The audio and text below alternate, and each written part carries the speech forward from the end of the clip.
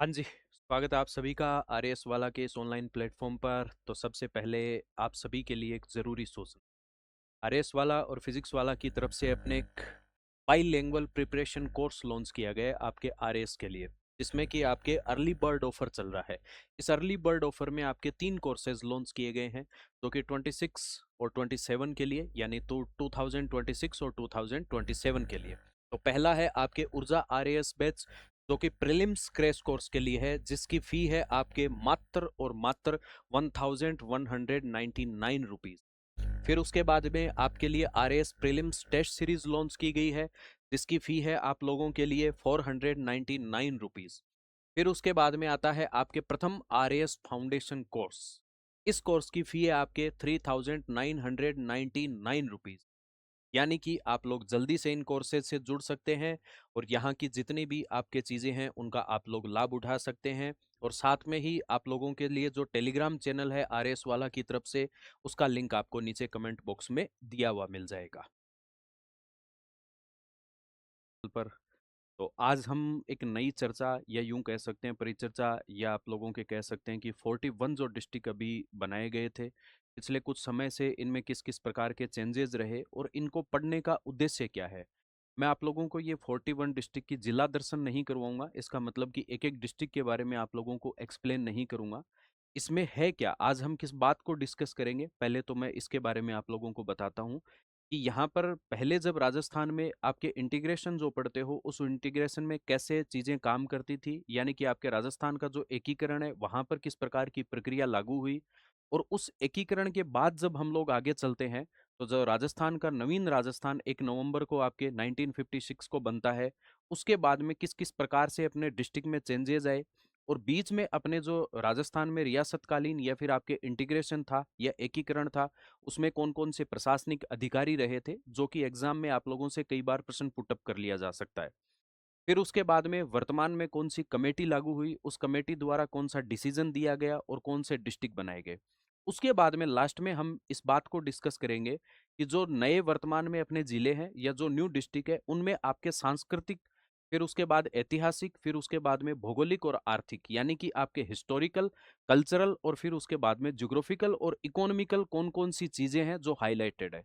इसको बताने के पीछे दो तीन चीजें हैं या दो तीन रीजन है, जिनको हम लोग ले सकते हैं। कि पहली जो अगर मैं बात करूं, कि राजस्थान में जब हम लोग राजस्थान का सिलेबस पढ़ते हैं या फिर आपके राजस्थान स्पेशल आप लोग पढ़ते हो कि भाई आपके आरएस में इंपॉर्टेंट चीजें रहती है, तो राजस्थान के सिलेबस में आप लोगों के सामने एक तो हिस्ट्री, यानी कि राजस्थान हिस्ट्री इंपॉर्टेंट, फिर उसके बाद में राजस्थान की ज्योग्राफी, फिर उसके बाद में राजस्थान का आर्ट एंड कल्चर। ये जो चीजें हैं, इन चीजों की बेसिक जो रूट्स होती है वो यहीं से स्टार्ट होती है। जब आप लोग इंटीग्रेशन पढ़ते हो या फिर आप लोग एकीकरण पढ़ते हो, तब वो हिस्ट्री का पार्ट बन जाता है। फिर उसके बाद में जो जिले बने हैं अपने, उनकी सांस्कृतिक विशेषताएं या कल्चरल एस्पेक्ट्स जो पढ़ते हो, वहां पर आपके कल्चर का सब्जेक्ट बन जाता है। और फिर उसके बाद में वहां की भौगोलिक स्थिति, यानी कि ज्योग्राफिकल क्लासिफिकेशन, और उसके बाद में इकोनॉमिकल आप लोग एस्पेक्ट पढ़ते हो, तो वो आपके ज्योग्राफी एंड इकोनॉमी का पार्ट हो जाता है। इसका मतलब कि जब हम राजस्थान पढ़ते हैं, तो राजस्थान का बेसिक स्ट्रक्चर, राजस्थान का बेसिक नेचर और राजस्थान का एक पूरा जनरल इंट्रोडक्शन जो होता है, वो यहाँ से आपके जनरल इंट्रोडक्शन उठता है। यहाँ मेरा अर्थ 41 डिस्ट्रिक्ट को बताना नहीं है, ये आपके आरएएस की जो अप्रोच है, जिसमें कि आपको जनरल इंट्रोडक्शन किस प्रकार से पता होना चाहिए, ये बताना मेरा उद्देश्य है। अब अपन आगे चलते हैं। सबसे पहले प्रारंभ करते हैं कि राजस्थान में जो इंटीग्रेशन हुआ था, उस समय जो आपके पर्टिकुलर कौन कौन से डिस्ट्रिक्ट या कैसे इनको आपके यूनिटी इनकी की गई, या फिर इनका एकीकरण किया गया या इनका इंटीग्रेशन किया गया। यहाँ पर इसको मैं बहुत ज़्यादा एक्सप्लेन नहीं करूंगा, क्योंकि आप लोगों के राजस्थान हिस्ट्री में एक अलग से चैप्टर लगता है, जिसको हम राजस्थान का एकीकरण या इंटीग्रेशन ऑफ राजस्थान कहते हैं। वहाँ आप इसको पूरा का पूरा जो फेज है, उन फेज में कौन कौन सी चीज़ें हुई, कैसे कैसे काम करता है। अब यहाँ बताने का फिर उद्देश्य क्या है, तो यहाँ बताने का उद्देश्य है कि जब नए जिलों की व्यवस्था लागू की गई है, और अब आप लोगों के राजस्थान ज्योग्राफी में एक चैप्टर जोड़ दिया गया है, स्थिति एवं विस्तार। जब आप लोग लोकेशन एंड एक्सटेंशन पढ़ते हो, स्थिति और विस्तार पढ़ते हो, तो पीछे की आप लोगों को चीजें थोड़ी सी ध्यान में होनी चाहिए, क्योंकि एग्जामिनर का पॉइंट ऑफ व्यू रहता है, वहां से वो क्वेश्चन पुटअप करने का प्रयास करता है और क्वेश्चन पुटअप किए भी जाते हैं। तो सबसे पहले अपन बात करते हैं कि राजस्थान में जो आपके ये इंटीग्रेशन हुआ था या फिर आपके एकीकरण हुआ था, इस एकीकरण में कौन कौन से आपके चरण थे, यानी कि कितने फेजेज में ये एकीकरण आपके कंप्लीट हुआ और कौन कौन से इनको नाम दिए गए। सबसे पहले आपके बनता है मत्स्य संघ, यानी कि आपके मत्स्य यूनियन। तो मत्स्य यूनियन या फिर आपके इसको कहते हैं मत्स्य संघ।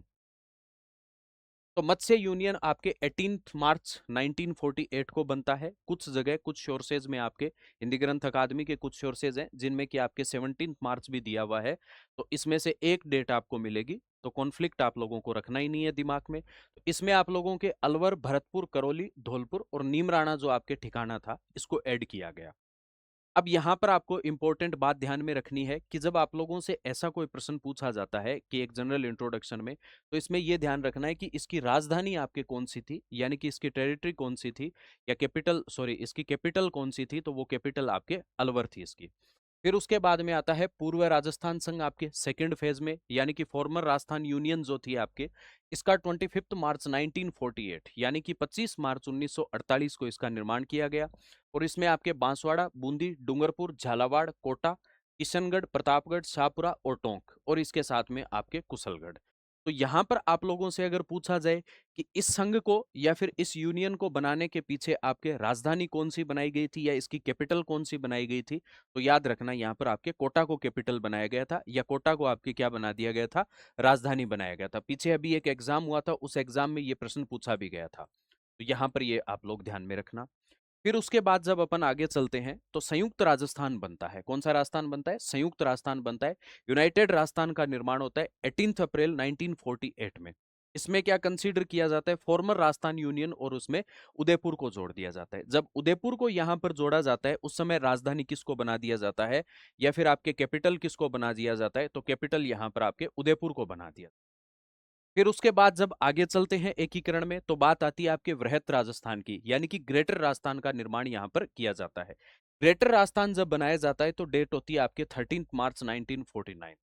अब आप लोग पढ़ते हो कि भाई आपके जैसे कि हिस्ट्री में आप लोग जाते हो कि राजस्थान दिवस, तो इस दिन आपके राजस्थान दिवस मनाया जाता है या डे ऑफ राजस्थान मनाया जाता है, राजस्थान का दिन मनाया जाता है। तो संयुक्त राजस्थान यानी कि आप लोगों के संयुक्त राजस्थान के साथ साथ में जयपुर, जोधपुर, जैसलमेर और बीकानेर, इन चार डायनेस्टीज को क्या किया गया, इसमें ऐड किया गया, यानी कि इनको जोड़ा गया।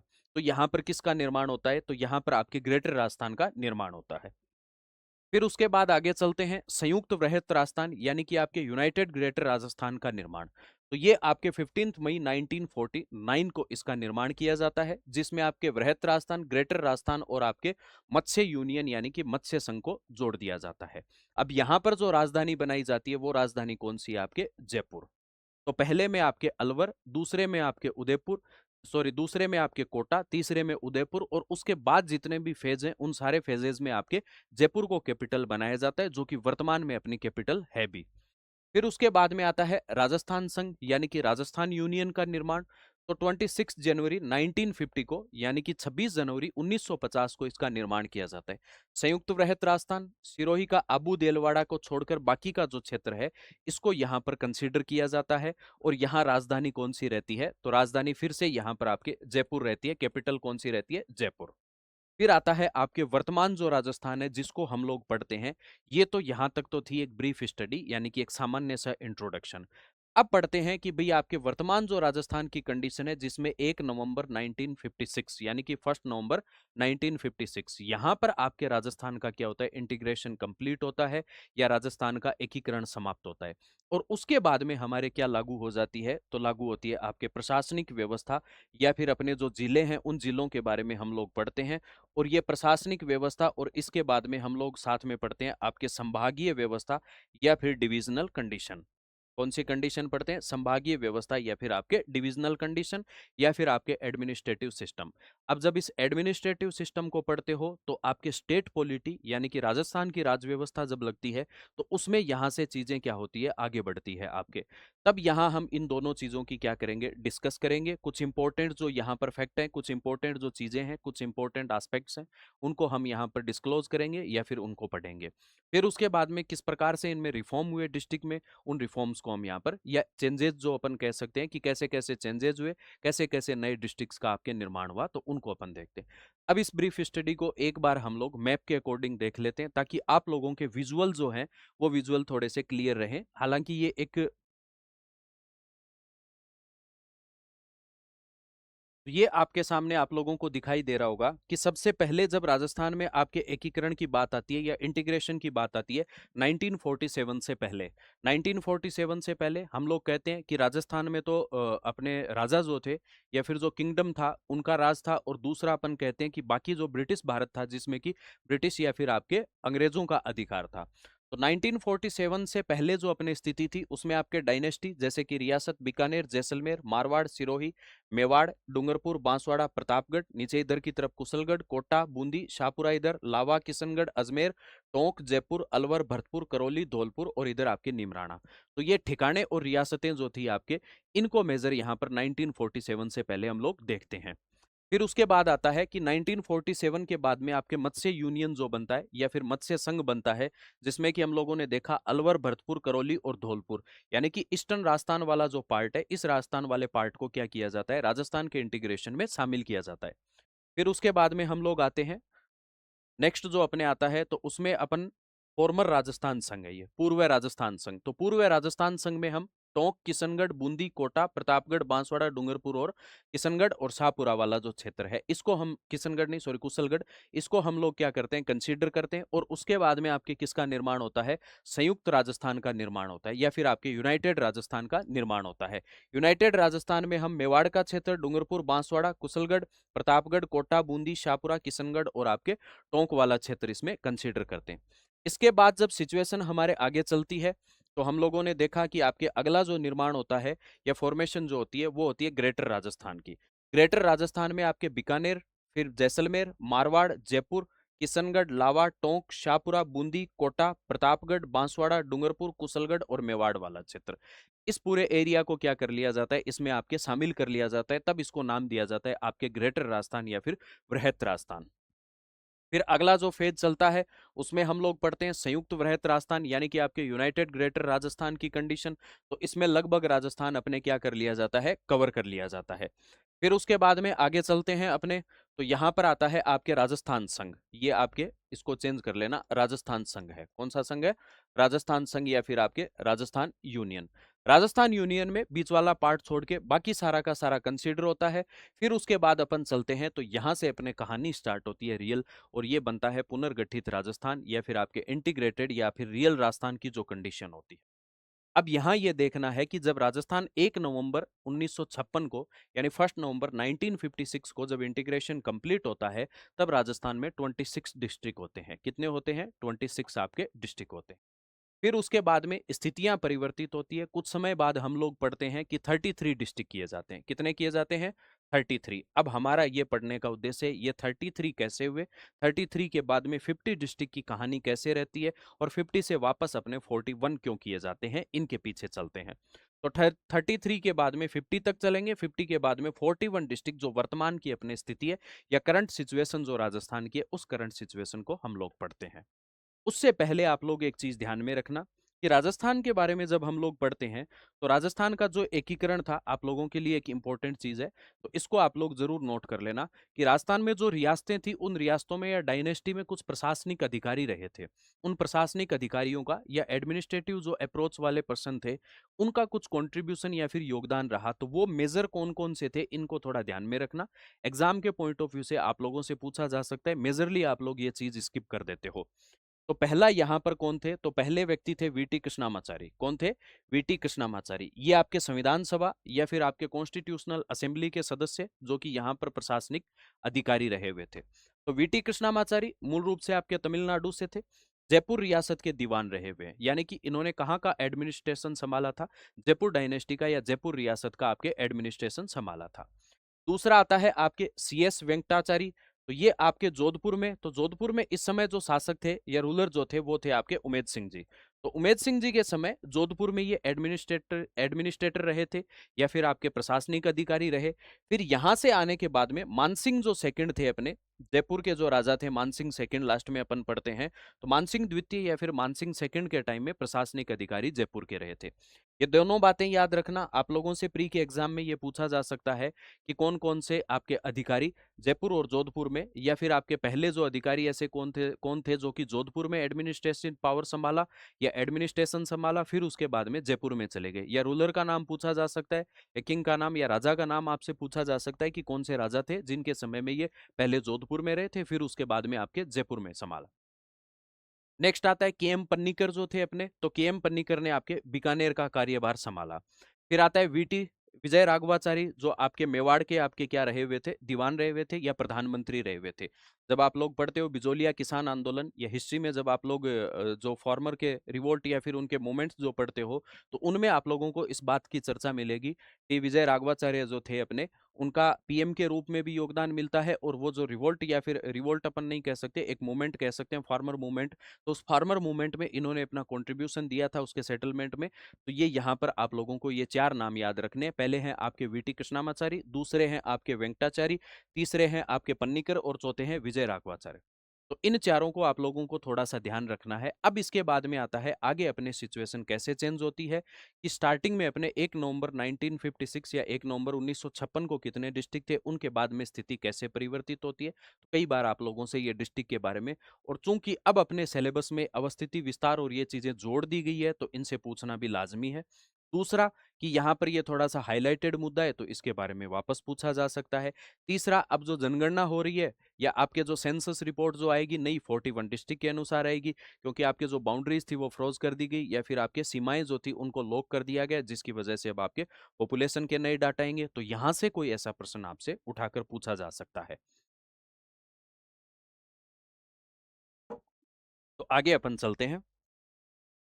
तो नेक्स्ट, जो राजस्थान के वर्तमान जो जिले हैं, उन जिलों में आपके या फिर आपके जो डिस्ट्रिक्ट है, उन डिस्ट्रिक्ट में कैसी कैसी आपके कंडीशन, तो इसको थोड़ा सा मैप के अकॉर्डिंग अपन लोग समझ लेते हैं। तो यहाँ पर जब हम लोग चलते हैं आगे, कि राजस्थान में जो अगला डिस्ट्रिक्ट बनता है 27वां नंबर, या फिर आपके 27वां जो डिस्ट्रिक्ट बनता है, वो 27वां डिस्ट्रिक्ट आपके बनता है धौलपुर। यानी कि आप लोग एक तो बात ध्यान में रखना कि जब राजस्थान का एकीकरण या फिर आपके इंटीग्रेशन किया गया, उस इंटीग्रेशन में भी सबसे पहले मत्स्य यूनियन या फिर आपके मत्स्य जो संघ है उसको शामिल किया गया, तो उसमें आपके धौलपुर और ये ईस्टर्न वाला पार्ट यानी कि पूर्वी राजस्थान वाला पार्ट शामिल था। और यहाँ पर 27वां नंबर जो डिस्ट्रिक्ट बनाया जाता है सबसे पहले, वो भी पूर्वी राजस्थान से प्रारंभ होता है या ईस्टर्न राजस्थान से। तो 15/4/1982 को, यानी कि आपके 15 अप्रैल 1982 को इसका निर्माण किया गया। फिर उसके बाद में तीन डिस्ट्रिक्ट साथ में बनाए जाते हैं, 28, 29 और आपके 13। तो इसमें आपके 10/4/1991 यानी कि आपके 10 अप्रैल 1991 को ये तीन डिस्ट्रिक्ट बनाए जाते हैं, और उनका नाम है आपके दौसा, बारां और राजसमंद। अब आप लोगों को अल्फाबेटिक के हिसाब से इन डिस्ट्रिक्ट को याद रखना है। कई बार आप लोगों से प्री में हो सकता है कि ऐसा प्रश्न पूछ लिया जाए प्रीलिम्स के एग्जाम में, कि इनमें से कौन सा डिस्ट्रिक्ट पहले बना, तो जो अल्फाबेट के अकॉर्डिंग पहले आता है वो आपके पहले बनता है, और जो दूसरे नंबर पर आता है या उसके बाद जो आता है वो उसके बाद कंसीडर किया जाता है। यानी कि ये तीन डिस्ट्रिक्ट बने हुए, तो इनमें जो अल्फाबेट के अकॉर्डिंग पहले आएगा वो पहले माना जाएगा, क्योंकि सेम डेट को इनका आपके निर्माण हुआ है। तो यहाँ पर आपके जो डेट होती है उस डेट के अकॉर्डिंग ना मानते हुए आपके माना जाता है कि अल्फाबेट के अकॉर्डिंग एक ही दिन बने हुए या एक ही डेट को बने हुए डिस्ट्रिक्ट काउंट किए जाते हैं। तो आपके दौसा, राजसमंद और बारां 1991 में इनका निर्माण हुआ। तो यहाँ पर 30 डिस्ट्रिक्ट तक हम लोग पहुंच जाते हैं। फिर उसके बाद में आगे जब चलते हैं तो 31 नंबर डिस्ट्रिक्ट जो बनता है आपके हनुमानगढ़, जिसको अलग किया जाता है आपके श्रीगंगानगर से, और यहाँ पर 1994 में ये कंडीशन बनती है। फिर उसके बाद में आपके 32 नंबर डिस्ट्रिक्ट जो है वो बनता है आपके करौली डिस्ट्रिक्ट, और ये करौली डिस्ट्रिक्ट इनके पास वाले क्षेत्रों से बनता है। तो ये 1997 में इस डिस्ट्रिक्ट का निर्माण किया जाता है। फिर चलते हैं 33 नंबर डिस्ट्रिक्ट पर। 2008 में आपके वसुंधरा राजे जो सरकार थी या वसुंधरा राजे जो अपने सीएम थे, उनके समय में एक डिस्ट्रिक्ट का निर्माण किया गया, और वो डिस्ट्रिक्ट था आपके प्रतापगढ़। तो परमेश चंद्र कमेटी जो थी उस कमेटी की सिफारिश पर आपके इस डिस्ट्रिक्ट का निर्माण किया गया। तो ये प्रतापगढ़ यहाँ पर 33 डिस्ट्रिक्ट की आपके कंडीशन होती। अब आगे चलते हैं कि अब इन 33 डिस्ट्रिक्ट को जब हम लोग देखते हैं, इसके बाद में जो आप लोगों के सामने नई व्यवस्था जो आ रही है, उस नई व्यवस्था को यहाँ पर डिस्कस करने का अपना उद्देश्य कंप्लीट होगा। अब जो नई व्यवस्था आती है उस व्यवस्था में हम पढ़ते हैं कि भाई कांग्रेस सरकार थी, सीएम कौन थे आपके, अशोक गहलोत। और सीएम जो अशोक गहलोत थे, इनके समय में आपकी एक कमेटी बनाई गई और उस कमेटी का नाम था डॉक्टर राम लुभाया कमेटी। डॉक्टर राम लुभाया कमेटी, फॉर्मर आईएएस थे ये। इनकी अध्यक्षता में या फिर इनकी निगरानी में या इनके ऑब्जर्वेशन में एक कमेटी बनाई गई और उस कमेटी को बताया गया कि यहाँ पर आप लोगों को नए डिस्ट्रिक्ट कुछ अलॉट करने हैं। अब आप लोगों से मेंस में कैसा एग्जाम पूछा मेंस में कैसा आपसे क्वेश्चन पुटअप किया जा सकता है, उसमें आप लोगों से पूछा जा सकता है कि नए जो डिस्ट्रिक्ट बनाए जाते हैं या फिर आपके नए जिले जो बनाए जाते हैं, उनके क्या कारण हो सकते हैं, क्या मेजर फैक्टर हो सकते हैं। फिर उसके बाद में उनके क्या बेनिफिट्स हो सकते हैं और उनके क्या आपके नुकसान हो सकते हैं। इन सभी बातों को, यानी कि मेरिट्स और डीमेरिट्स क्या क्या हो सकते हैं, इन बातों को आप लोगों को क्या करना है, डिस्कस करना है। तो कंपेरेटिव स्टडी में भी आप लोगों से ये पूछा जा सकता है क्वेश्चन। दूसरा, इनके बारे में एक्सप्लेनेशन पूछी जा सकती है। तीसरा, इनके बेनिफिट्स पूछे जा सकते हैं। चौथा, आप लोगों से इनके डीमेरिट्स भी पूछे जा सकते हैं। यानी कि किसी भी डिस्ट्रिक्ट को जब हम लोग बनाते हैं या नए जो डिस्ट्रिक्ट अलॉट किए जाते हैं, तो राजस्थान एक बहुत बड़ा एरिया है। जैसे बीच बीच में अपने मरु प्रदेश की या एक अलग से स्टेट की मांग बढ़ती जा रही है, उस मांग को क्या है कि कम करने के लिए या कहीं ना कहीं क्षेत्रवाद या फिर आपके रीजनलिज्म जो है उसको बढ़ावा ना मिले, इसलिए लोगों को वापस जोड़े रखने के लिए नए डिस्ट्रिक्ट भी बनाए जाते हैं। दूसरा होता है कि जैसे कि अपने सोशल रिफॉर्म जो होते हैं वो एक रूट लेवल तक लोगों तक पहुंच पाए, या फिर जो अपनी जनता होती है या एकदम भी बिलो कैटेगरी वाले लोग होते हैं, जहां तक बहुत मुश्किल से सुविधाएं पहुंच पाती है, तो सरकार द्वारा जो योजनाएं या पॉलिसीज या फिर आपकी जो प्लानिंग की जाती है, उन प्लानिंग का बेनिफिट्स उनको मिल पाए, इसलिए। फिर उसके बाद में जैसे कि रीच जो होती है अपने की, जैसलमेर एक डिस्ट्रिक्ट है, जैसलमेर डिस्ट्रिक्ट में अगर मान लीजिए कि जैसलमेर हेडक्वार्टर में डीएम बैठते हैं, तो वो डीएम बाकी क्षेत्रों तक जाएंगे, अगर कोई दंगा हो जाएगा तो वहां तक पहुंचने में ही उनको 1.5-2 घंटे लग जाते हैं। इसका मतलब कि एडमिनिस्ट्रेटिव पावर जो होती है वो थोड़ा सा उसकी रीच कमजोर रहती है, तो उस रीच को भी बढ़ाने के लिए और लोगों की वहां एडमिनिस्ट्रेटिव जो सिस्टम है उससे कनेक्टिविटी या प्रशासनिक जो तबका है उससे जोड़, यानी कि उससे सामंजस्य स्थापित करने के लिए भी ऐसे कार्य किए जाते हैं। तो ये भी आप लोगों से पूछा जा सकता है, तो ये ध्यान में रखना। तो रामलुभाया कमेटी जो होती है, इस कमेटी की सिफारिश पर अपने 2023 में एक चेंज आता है और उस चेंज के अकॉर्डिंग अपने 50 डिस्ट्रिक्ट बनाए जाते हैं, 50 डिस्ट्रिक्ट। और इनके साथ में अपने जो संभाग या फिर डिवीजन जो थे, जिनको आगे अपन पढ़ेंगे, 60 डिवीजन या फिर आपके 7 संभाग थे। इन संभाग या डिवीजन में भी चेंज करके इनको क्या कर दिया जाता है, 10 कर दिया जाता है, या 10 आपके डिवीजन बना दी जाती है, जिसमें पाली कंसीडर किया जाता है, सीकर कंसीडर किया जाता है और आपके बांसवाड़ा कंसीडर करते हैं। 7 तो पहले से थे, 7 पहले से थे और 3 को बाद में क्या कर दिया गया, ऐड कर दिया गया। 33 जो डिस्ट्रिक्ट थे, उन डिस्ट्रिक्ट में आपके क्या कर दिया गया, कुछ डिस्ट्रिक्ट और ऐड किए गए, जिनमें कि आपके टोटल क्या हो जाते हैं, 50 डिस्ट्रिक्ट होते हैं।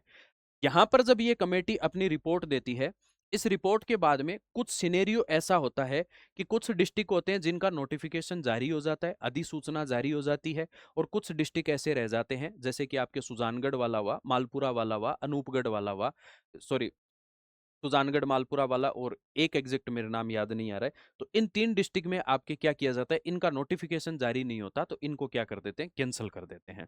तो इनको कैंसिल करने के बाद में स्थिति परिवर्तित हो जाती है कि पहले वाले जो डिस्ट्रिक्ट थे, उन डिस्ट्रिक्ट को हम लोग साथ में कंसिडर करके रखते हैं। तो 50 जो डिस्ट्रिक्ट है, फिर उनको वापस क्या किया जाता है, सरकार द्वारा उन पर एक कमेटी वापस बैठाई जाती है, और वो कमेटी जो बैठाई जाती है, वो बैठाई जाती है आपके जब बीजेपी की सरकार आती है या भाजपा जो सरकार आती है, उस भाजपा सरकार में मुख्यमंत्री बनते हैं अपने वर्तमान में जो सीएम है भजनलाल जी शर्मा। तो भजनलाल शर्मा सीएम बनते हैं, उनके द्वारा एक कमेटी बैठाई जाती है और उस कमेटी का पहले भार दिया जाता है प्रेमचंद बैरवा जी को। इनको दिया जाता है, प्रेमचंद बैरवा जी जो डेप्यूटी सीएम है आपके। फिर उसके बाद में इनका संयोजक बना दिया जाता है मदन जी दिलावर हैं इनको, या मदन लाल दिलावर जो हैं आपके वर्तमान में शिक्षा मंत्री या एजुकेशनल मिनिस्टर जो हैं, इनको क्या दे दिया जाता है, इसका भार। कुछ सदस्य भी इसके साथ में जोड़ दिए जाते हैं कि वापस आपको क्या करना है, इस कमेटी का रिव्यू करना है, या जो डिस्ट्रिक्ट अपने बने हुए उन डिस्ट्रिक्ट का रिव्यू करना है। जब ये कमेटी रिव्यू करती है, तो सरकारें आती जाती रहती हैं, सरकारें बदलती है, सबका एक अपना ओपिनियन होता है, वो अपने ओपिनियन के अकॉर्डिंग अपने डिसीजन देती है। और यहाँ पर डिसीजन दिए जाने के बाद में बीजेपी सरकार द्वारा या भजनलाल सरकार द्वारा 41 डिस्ट्रिक्ट फाइनल किए जाते हैं। कितने डिस्ट्रिक्ट फाइनल किए जाते हैं, 41 डिस्ट्रिक्ट फाइनल किए जाते हैं। अब यहाँ पर कितने डिस्ट्रिक्ट कैंसिल होते हैं, 9 डिस्ट्रिक्ट कैंसिल होते हैं। पहला तो ये ध्यान रखना होगा कि भाई 9 कौन से कैंसिल हुए, उनको पूछा जाएगा। फिर उसके बाद में जो बचते हैं 33 के बाद में, उनकी भी आप लोगों को कैरेक्टरिस्टिक्स यहाँ पर ध्यान में रखनी होगी। तो यहाँ पर जब हम लोग आगे चलते हैं, यहाँ जो सिनेरियो बनता है या जो कंडीशन बनती है आपके, उसमें जब हम लोग मैप के अकॉर्डिंग देखते हैं तो पहले ये सिनेरियो था, आपके 33 डिस्ट्रिक्ट थे और 7 डिवीजन थी, यानी कि आपके 33 जिले थे और 7 संभाग थे। अब यहां से सिनेरियो चेंज होता है, 50 डिस्ट्रिक्ट बनते हैं और 10 आपके संभाग बनते हैं, 10 डिवीजन बनती है। तो यहां जब आपके ऐसी स्थिति आती है तो इसमें आपके डिस्ट्रिक्ट कौन कौन से बनाए जाते हैं, इनको एक बार थोड़ा सा अपन नजर मार लेते हैं। यहाँ जो नए डिस्ट्रिक्ट बनाए गए, तो नॉर्दर्न साइड से या उत्तर की तरफ से चलते हैं अपने, अनूपगढ़ बनाया गया आपके श्रीगंगानगर से। फिर उसके बाद में नीचे की तरफ आते हैं अपने, फड़ौदी बनाया गया। फिर जोधपुर को अलग कर दिया गया, जोधपुर रूरल और आपके जोधपुर मेजर, या फिर आपके जोधपुर सिटी एरिया को, या फिर आपके जोधपुर शहरी बना दिया गया। नेक्स्ट नीचे आते हैं, बाड़मेर से अलग किया गया आपके बालोतरा। फिर उसके बाद में आपके जालोर से सांसौर, या जैसे सांसौर वाले बोलते हैं, सह को है बोलते हैं हांसौर, तो भाई हांसौर का निर्माण कर दिया गया आपने। फिर उसके बाद इधर आते हैं तो नीचे आपके उदयपुर के पास वाले क्षेत्र में आपके जो ठिकाना आप लोग पढ़ते हो सलुम्बर, तो सलुम्बर का निर्माण किया गया। फिर ऊपर चलते हैं, शाहपुरा का निर्माण, शाहपुरा के पास में आपके केकड़ी जो कि अजमेर, और शाहपुरा आपके भीलवाड़ा के पास वाले क्षेत्र से। इधर आपके ब्यावर का निर्माण किया गया जो कि पाली से, और इधर आपके राजसमंद से, भीलवाड़ा से, अजमेर से इसका निर्माण किया जाता है। फिर दूदू आता है, जयपुर ग्रामीण और जयपुर शहरी, डीडवाना कुचामन, नीमका थाना, कोटपुतली बहरोड, खैरथल तिजारा, डीग और आपके गंगापुर सिटी। इन डिस्ट्रिक्ट को बनाए जाने के बाद में बीजेपी सरकार का जब वापस आपके रिव्यू आता है या उनकी कमेटी का रिव्यू आता है, तो कुछ डिस्ट्रिक्ट आपके कैंसिल किए जाते हैं। अब वो कैंसिल कौन कौन से डिस्ट्रिक्ट होते हैं, तो उनको एक बार अपन लोग देख लेते हैं। तो यहाँ पर कैंसिल होने वाले डिस्ट्रिक्ट होते हैं आपके, सबसे पहले तो अनूपगढ़ कैंसिल होता है। कौन सा डिस्ट्रिक्ट कैंसिल होता है, सबसे पहले आपके अनूपगढ़ कैंसिल होता है। फिर उसके बाद में आगे चलते हैं, तो यहाँ पर जो जोधपुर का रूरल एरिया है इसको खत्म कर दिया जाता है कि भी जोधपुर को हम एक ही रखेंगे। फिर नीचे की तरफ आते हैं तो सांचौर को कैंसिल कर दिया जाता है। तो सांचौर वालों की वजह से तो बेचारे कई पेपर कैंसिल हो गए। तो भैया ये हास्य विनोद की बातें, मजाक की बात। फिर उसके बाद आगे चलते हैं तो यहाँ पे आपके सापुरा को कैंसिल कर दिया जाता है, केकड़ी को कैंसिल कर दिया जाता है। ऊपर ये दूदू है, ये जादुई जिला बना था, इसको वापस कैंसिल कर दिया जाता है। यहाँ पर जयपुर ग्रामीण और जयपुर शहरी यानी कि रूरल एरिया और आपके अर्बन एरिया जो है, उनमें से केवल एक ही जयपुर रखा जाता है, तो इसको रूरल को खत्म कर दिया जाता है। इधर आते हैं, आपके गंगापुर सिटी को खत्म कर दिया जाता है, जो कि इधर आपके सवाई माधोपुर और करौली वाले क्षेत्र से। फिर उसके बाद में आगे चलते हैं तो यहाँ पर आपके नीम का थाना को कैंसिल कर दिया जाता है। डिवीजन कौन सी कैंसिल करते हैं, तो पाली डिवीजन। पाली डिवीजन के बाद में आपके सीकर, और सीकर के साथ में आपके ये इधर वाला संभाग जो डिवीजन बनाई गई थी इसको कैंसिल कर देते हैं। नीचे की तरफ बांसवाड़ा डिवीजन है, इसको कैंसिल कर दिया जाता है। और ऊपर अपने जो सीकर डिवीजन या सीकर संभाग बनाया जाता है इसको कैंसिल कर दिया जाता है। इन तीनों डिवीजन को यहाँ पर क्या कर देते हैं, कैंसिल कर देते हैं। यानी कि वापस स्थिति कैसी बनती है, 41 डिस्ट्रिक्ट की कंडीशन बनती है, और 41 डिस्ट्रिक्ट के साथ में आपके डिवीजन रहती है, वो डिवीजन आपके 7 डिवीजन या फिर 7 संभाग रहते हैं। संभागीय व्यवस्था को हम आगे डिस्कस करेंगे कि भाई हीरालाल शास्त्री के समय, एमएल सुखाड़िया के समय, हरदेव जोशी के समय क्या क्या आपकी कंडीशन रही। अब चलते हैं कि भाई अपने जो डिस्ट्रिक्ट बनाए गए उन डिस्ट्रिक्ट में क्या क्या आप लोगों के चीजें हैं जो इंपॉर्टेंट आप लोगों को ध्यान में रखनी है।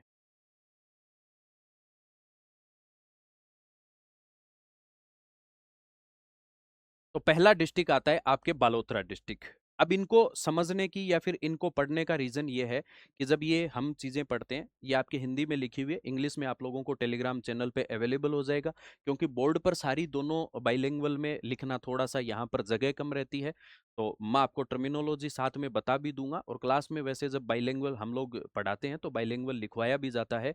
और दूसरा, यहाँ पर जो चीजें हैं इनको अलग से आपके इंग्लिश में फॉर्मेट करके पीडीएफ डाल दी जाएगी, तो टेलीग्राम पे आप लोग देख लेना। तो यहाँ आपके सबसे पहले डिस्ट्रिक्ट की बात करते हैं, बालोतरा डिस्ट्रिक्ट की। कौन सा डिस्ट्रिक्ट है आपके, बालोतरा डिस्ट्रिक्ट। तो बालोतरा के बारे में जब हम लोग पढ़ते हैं तो यहाँ तीन चीजें आपको मेजर ध्यान में रखनी है। पहला, इसका हिस्टोरिकल एस्पेक्ट क्या रहा हुआ है। दूसरा, आपके कल्चरल यहाँ पर क्या क्या चीजें इंपॉर्टेंट पाई जाती है। तीसरा, आपके भौगोलिक व आर्थिक यानी कि ज्योग्राफिकल और इकोनॉमिकल यहाँ पर क्या क्या आपके इंपॉर्टेंट चीजें पाई जाती है। अब ऐसा किसी डिस्ट्रिक्ट के बारे में आप लोगों से पूछ लिया जाए, सीधी बात, नए डिस्ट्रिक्ट बने हुए हैं, तो यहाँ पर आप लोगों से क्या पूछा जा सकता है, नई चीज पूछी जा सकती है। तो आपके प्रीलिम्स के अकॉर्डिंग भी ये चीज पूछी जा सकती है। दूसरा, आप लोगों को मेंस के अकॉर्डिंग कोई घुमा के, कोई एनालिटिकल अप्रोच से या किसी भी क्वेश्चन में बीच में कंबाइंड करके आप लोगों से भी पूछा जा सकता है। तो ये चीजें आप लोगों को यहाँ पर ध्यान में रखनी है। तो सबसे पहले अपन बात करते हैं हिस्टोरिकल जो एस्पेक्ट है इसके, यानी कि हिस्ट्री की बात करते हैं कि भाई क्या हिस्ट्री रही हुई है आपके, और या कौन सी आपके हिस्टोरिकल पैलेसेस हैं जो कि आपके बालोतरा में इंपॉर्टेंट है। तो सबसे पहले आप लोग जब पढ़ते हो राजस्थान में मारवाड़ वंश के बारे में या फिर मारवाड़ डायनेस्टी के बारे में, तो मारवाड़ डायनेस्टी में आपके राठौड़ रूलर रहे हुए हैं, यानी कि आपके राठौड़ राजवंश रहा हुआ है या राठौड़ डायनेस्टी रही हुई है। उस डायनेस्टी का आपके प्रारंभिक राजधानी जो है, आपके कैपिटल है, फर्स्ट कैपिटल या स्टार्टिंग जो कैपिटल मानी जाती है, वो कौन सा एरिया है, वो आपके खेड़ क्षेत्र है। कौन सा क्षेत्र है? खेड़ रीजन या फिर आपके खेड़ क्षेत्र, जो किस डिस्ट्रिक्ट में आता है? तो आपके बालोतरा डिस्ट्रिक्ट में आता है। नेक्स्ट आता है आपके राजा मल्लीनाथ जी, जिनके नाम पर इस क्षेत्र को क्या कहते हैं? मालानी रीजन कहते हैं। क्या कहा जाता है? मालानी रीजन कहते हैं। जब आप लोग पढ़ोगे ज्योग्राफी में कि हेरोन द्वारा आपके क्लासिफिकेशन दिया गया, जो अपने रॉक्स जो सिस्टम है उसमें मालानी जो आपके चट्टाने या मालानी रॉक सिस्टम है उसको भी इसी आधार पर नाम दिया गया, क्योंकि मल्लीनाथ जी जो थे, मल्लीनाथ जी के कारण ये क्षेत्र है वो काफी प्रसिद्ध रहा हुआ है, और यहाँ पर आपके लोक देवता भी रहे हुए हैं मल्लीनाथ जी, तो लोक देवता के कारण इस क्षेत्र को क्या कहते हैं अपने? मालानी क्षेत्र कहा जाता है। तो उपनाम क्या दिया जाता है या निकनेम क्या दिया जाता है इसको? मालानी क्षेत्र नाम दिया जाता है। फिर मल्लीनाथ जी जो है, मल्लीनाथ जी के साथ में आप लोगों के और कौन कौन सी चीजें यहाँ पर सांस्कृतिक रूप में या कल्चरल एस्पेक्ट के रूप में जुड़ती है? तो यहाँ पर आपके तिलवाड़ा सिविलाइजेशन या तिलवाड़ा सभ्यता जो पाई जाती है लूनी नदी के किनारे या फिर आपके लूनी रिवर के पास में मिलती है, ये इंपॉर्टेंट। फिर आता है आपके मल्लीनाथ पशु मेला जो है अपने, तो आपके पशुओं के लिए जो फेमस आपके फेयर लगता है, उनमें जो अपन 10 मेले जो पड़ते हैं पशुओं के कारण या पशुओं के लिए, तो उनमें से आपके जो फेमस सबसे बड़ा जो मेला है वो कौन सा है? मल्लीनाथ जी का पशु मेला, लाइव स्टॉक्स का जो आपके फेयर ऑर्गेनाइज करवाया जाता है। फिर आता है आसोत्रा ब्रह्मा मंदिर, यानी कि हम लोग ब्रह्मा जी का जो मंदिर पढ़ते हैं, आप लोगों ने सुना होगा कि ब्रह्मा जी को श्राप मिला हुआ था, और उस श्राप के अकॉर्डिंग कि कोई ब्रह्मा जी का मंदिर नहीं बना सकता। पहला मंदिर आपके पुष्कर में ब्रह्मा जी का है, उसके बाद में जो खेताराम जी हैं अपने, उन खेताराम जी के द्वारा आसोत्रा जो बालोतरा का क्षेत्र है वहां पर ब्रह्मा जी के मंदिर का निर्माण करवाया गया। इसलिए ये सांस्कृतिक रूप से भी, जैसे अपने राजपुरोहित समाज के जो भाई बंधु हैं अपने, वो खेताराम जी के आपके अनुयायी हैं, और खेताराम जी को बाकी अपने जो भी जितने भी कास्ट हैं या जो भी धर्म संप्रदाय अपने हैं उनके द्वारा भी उनको पूजा जाता है, तो इसके लिए भी ये इंपॉर्टेंट है। फिर आता है नाकोड़ा पार्श्वनाथ जो मंदिर है आपके, नाकोड़ा जैन मंदिर, और साथ में आपके पास में एक भैरव मंदिर भी है, तो उसके लिए भी आपके फेमस है, क्योंकि यहाँ का जो आर्किटेक्चर है उस आर्किटेक्चर को भी हम लोग पढ़ते हैं। कि कल्चर जब आप लोग पढ़ोगे तो कल्चर में आप लोगों के सामने आएगा कि भाई जो राजस्थान में जो आर्किटेक्चर है, जिसमें टेम्पल स्टाइल, जिसमें आप लोग पढ़ते हो कि भाई नागर शैली है, द्रविडियन शैली है, और आपके जो वेसर शैली है, उन स्टाइल्स को जब आप लोग पढ़ते हो तो उन स्टाइल में आपके जैसे कि पंचायतन स्टाइल हुई, महामारू स्टाइल हुई, तो अलग अलग भूमिज स्टाइल हुई, एकापतन स्टाइल हुई, तो उनको आप अलग अलग तरीके से जब पढ़ते हो तो उन टेम्पल्स की बात आती है, तो उन टेम्पल्स में आपके नाकोड़ा पार्श्वनाथ जो मंदिर है वो आपके एक जैन मंदिर या जैन टेम्पल है, वो बालोतरा का आपके फेमस है। फिर आपके अजरक प्रिंट और मलीर प्रिंट, यानी कि जब हम लोग पढ़ते हैं हैंडमेड जो आर्ट होती है आपके, या आर्ट एंड क्राफ्ट जब पढ़ा जाता है, हस्तशिल्प जब हम लोग पढ़ते हैं, तो उसमें आपके इस प्रिंट के बारे में आता है कि जैसे आप लोग पढ़ते हो कि सांगानेरी प्रिंट है, बगरू की प्रिंट है, अकोला की प्रिंट है, दाबू प्रिंट है, वैसे आपके अजरक प्रिंट और मलीर प्रिंट, जैसे कभी आप लोग गए होंगे कि जो अपने ये जेके के जो जवाहर कला केंद्र है, इसमें जब अपन लोगों की ये फेयर ऑर्गेनाइज करवाया जाता है या जो सांस्कृतिक जो एक प्रकार से मेला लगता है, तो उसमें आप लोगों को ये अजरक प्रिंट और मलीर प्रिंट के अलग से स्टॉल देखने को मिलती है, जहां पर इसको प्रमोट भी किया जाता है। फिर उसके बाद में भौगोलिक और आर्थिक यहाँ पर क्या क्या बेनिफिट्स रहे हुए हैं, यानी कि भौगोलिक, ज्योग्राफिकल और आपके इकोनॉमिकल क्या क्या चीजें रही हुई है। तो सबसे पहले आता है आपके बालोतरा अर्ध शुष्क यानी कि सेमी एरिड रीजन में। कौन से रीजन में आता है? सेमी एरिड रीजन में आता है। जब हम ज्योग्राफी में पढ़ते हैं आपके, तो ज्योग्राफी में जब आप लोग देखोगे कि राजस्थान का जो मैप है, ये जो राजस्थान का मैप है, इस राजस्थान के मैप में हम लोग पढ़ते हैं कि इधर वाला जो ये क्षेत्र है, फिर उसके बाद में इधर एक एरिया आता है, फिर उसके बाद में हम लोग यहाँ से पढ़ते हैं, तो ये तो हो गया आपके एरिड जोन यानी कि शुष्क प्रदेश, ये हो गया आपके सेमी एरिड जोन यानी कि अर्ध शुष्क प्रदेश, और फिर उसके बाद में आता है आपके सब ह्यूमिडिक यानी कि उपाद्र प्रदेश, और आपके ह्यूमिडिक और हाई ह्यूमिडिक यानी कि आर्द्र और अति आर्द्र प्रदेश। तो जब इन एरियाज को पढ़ते हैं तो यहाँ जो आपके बालोतरा वाला क्षेत्र है वो किस में आता है? सेमी एरिड में। और ये जो डेजर्ट का पार्ट है, ये कौन सा डेजर्ट है? आपके थार मरुस्थली या फिर आपके थार डेजर्ट। तो ज्योग्राफिकल एस्पेक्ट से ये किस में शामिल किया जाता है? तो थार का मरुस्थल रेतीला क्षेत्र यानी कि सैंडी रीजन में या सैंडी एरिया में आता है। फिर उसके बाद में आपके अर्ध शुष्क यानी कि सेमी एरिड रीजन में शामिल किया जाता है। फिर आता है लूणी का प्रवाह क्षेत्र है, यानी कि लूणी रिवर यहाँ से फ्लो करती है, अजमेर से आती है, अजमेर से आते हुए आगे अपने कच्छ के रण तक या रन ऑफ कच्छ जो है वहां पर जाके उसका डिस्चार्ज पॉइंट बन जाता है, या अपने क्या हो जाती है इनलैंड ड्रेनेज पैटर्न में वो शामिल हो जाती है। हम लोग पढ़ते हैं उसको अरब सागर का अपवा तंत्र है या अरेबियन सी ड्रेनेज सिस्टम है, लेकिन वो पहले विलुप्त हो जाती है। अब वो कच्छ का जो क्षेत्र है उसके साथ में हम जो आपके कच्छ की खाड़ी या गल्फ ऑफ कच्छ जो है उसको हम लोग कंसीडर करते हैं, इसमें शामिल किया जाता है, लेकिन वास्तव में जो रियल जो कंडीशन है वो लूणी नदी पहले ही विलुप्त हो जाती है।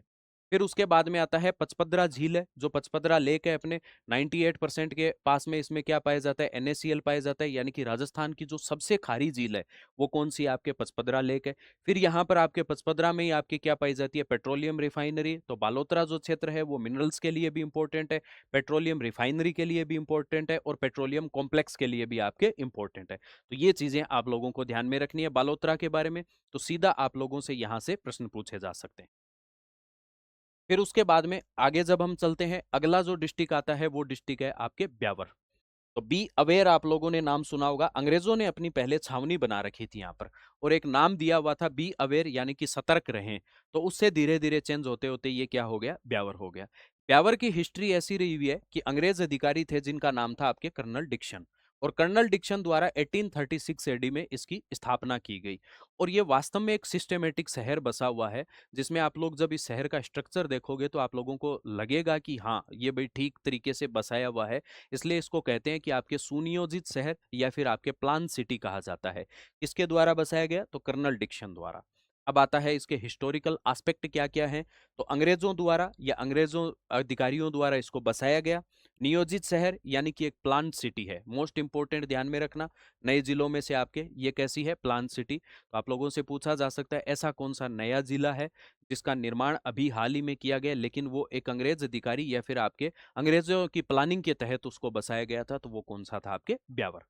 फिर आता है सबसे मोस्ट इंपॉर्टेंट, जब आप लोग पढ़ते हो राजस्थान की राज्य व्यवस्था या राजस्थान या स्टेट पॉलिटी जब आप लोग पढ़ते हो, तो वहां पर एक नाम आता है आपके RTI, सूचना का अधिकार।